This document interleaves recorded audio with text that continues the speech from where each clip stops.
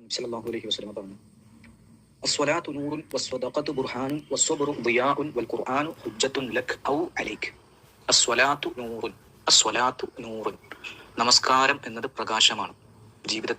ജീവിതത്തെ പ്രകാശിപ്പിക്കുന്ന കാര്യമാണ് നമസ്കാരം എന്നുള്ളത്. അഞ്ചേറെ നമസ്കാരമുള്ള ഒരു മനുഷ്യന്റെ ജീവിതം, അയാളുടെ മുഖവും അയാളുടെ സമീപനങ്ങളും സാന്നിധ്യവും ഒക്കെ ഒരു പ്രത്യേക ഒരു പ്രകാശം നമുക്ക് കാണാനായിട്ട് സാധിക്കും.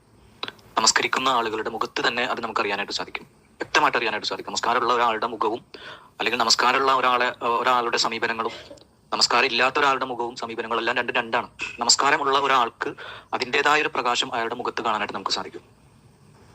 സ്വതക്കത്ത് ബുർഹാനും,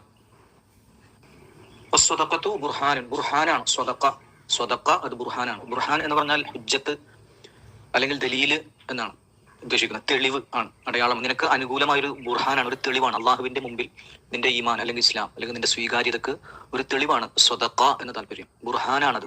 ഖുർആൻ ചോദിക്കുന്നുണ്ടല്ലോ, കുൽഹാതു ബുർഹാനക്കും ഇൻ കുന്തും സ്വാദിഖീൻ. നിങ്ങൾ സ്വാദിഖീങ്ങളാണെങ്കിൽ നിങ്ങളുടെ ബുർഹാൻ നിങ്ങൾ എനിക്ക് തരൂ, കാണിച്ചു തരൂ എന്ന് പറയുന്നുണ്ട്. സ്വതക്ക ബുർഹാനാണ്. വസ്വബ്റു ദിയാഉൻ, വസ്വബ്റു ദിയാഉൻ. സ്വബർ ക്ഷമ വെളിച്ചമാണ്. ക്ഷമ ജീവിതത്തിന് വെളിച്ചമാണ് ഖബറിലും പരലോകത്തിലും എല്ലാം ക്ഷമ നാളെ അത് ദിയാ ആയിട്ട് മാറും, വെളിച്ചമായിട്ട് മാറും. വൽ ഖുർആനു ഹുജ്ജത്തുൻ ലക ഔ അലൈക.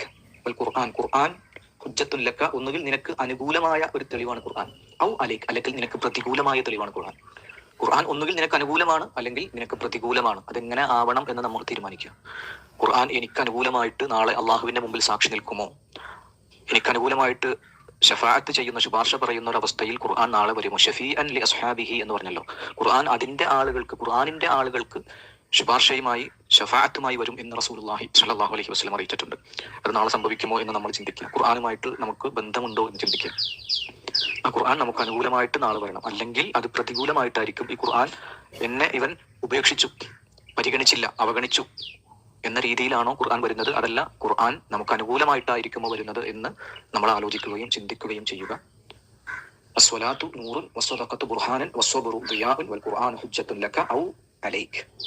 നമുക്ക് ഹിഫ്ളാക്കാൻ സാധിക്കുന്ന ചെറിയ എന്നാൽ വലിയ ആശയങ്ങളുള്ള ഒരു ചെറിയ വാക്കാണത്. പരമാവധി അത് പഠിക്കുക, ജീവിതത്തിൽ പകർത്തുക. അല്ലാഹു തആല തൗഫീഖ് ചെയ്യട്ടെ. വസല്ലല്ലാഹു വസല്ലം അലാ നബിയിന മുഹമ്മദ് വആലിഹി വസഹ്ബിഹി വസല്ലം വൽഹംദുലില്ലാഹി റബ്ബിൽ ആലമീൻ.